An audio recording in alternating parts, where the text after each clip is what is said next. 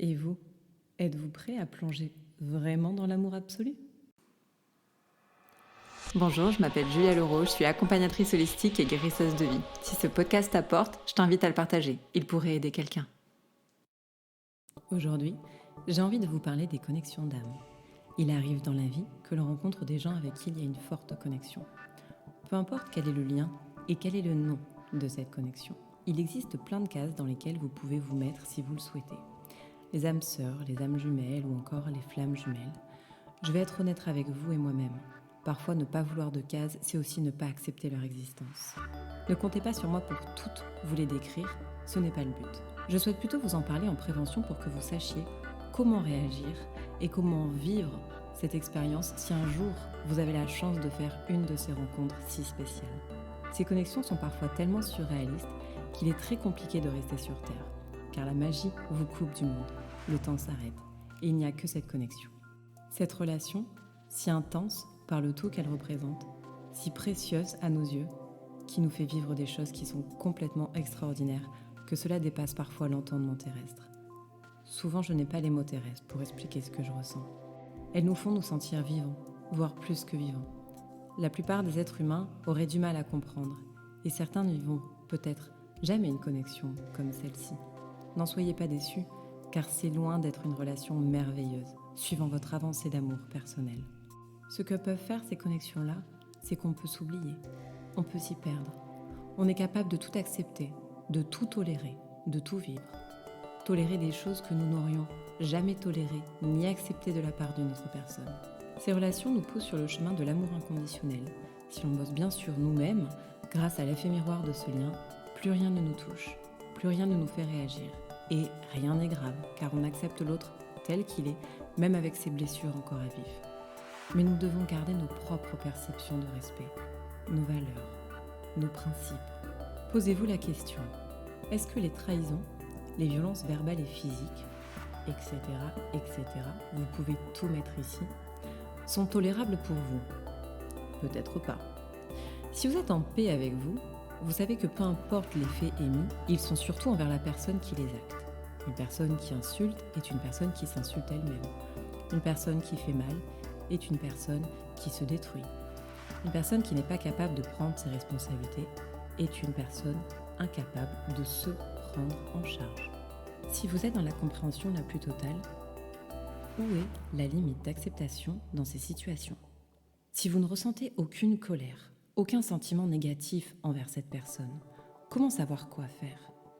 Et là, je vous demande de réfléchir à l'environnement que vous souhaitez autour de vous, pour votre famille, à votre vérité sur le respect, sur vos principes, vos valeurs, pour revenir à ce qui est pour vous quelque chose de sain.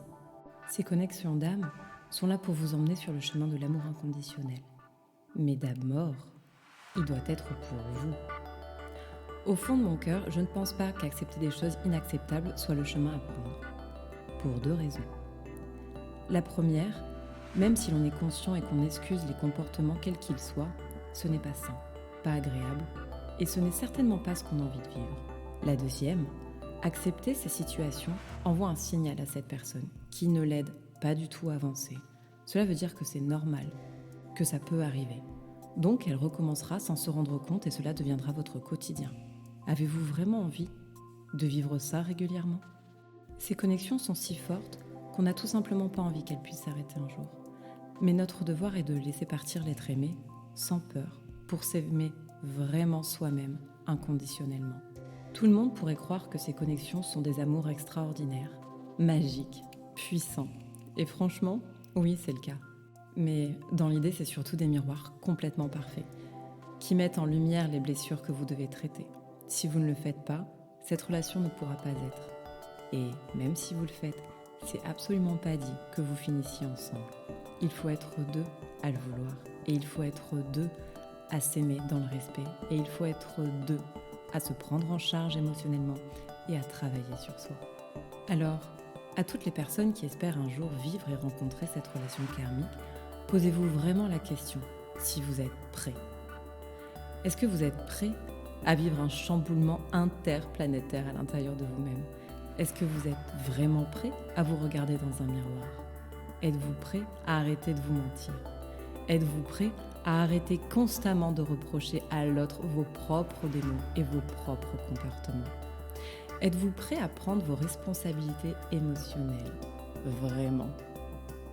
Êtes-vous prêt à aller à l'intérieur de vous-même, dans le noir, dans l'obscurité la plus profonde?